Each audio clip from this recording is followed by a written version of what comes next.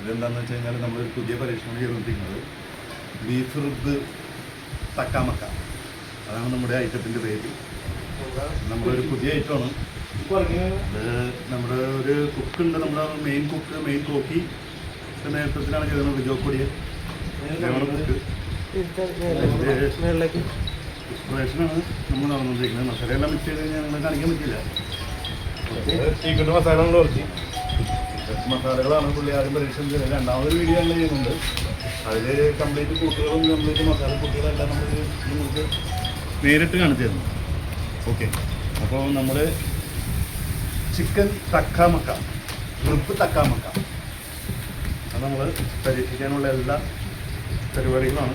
അതായി കഴിഞ്ഞാൽ എൻ്റെ ഫുൾ വീഡിയോ ഞങ്ങൾ വീണ്ടും അപ്ലോഡ് ചെയ്ത്, അപ്പോൾ മറക്കണ്ട ലൈക്കുകൾ കൊണ്ട് കൂമ്പാരമാണ്. ഓക്കെ.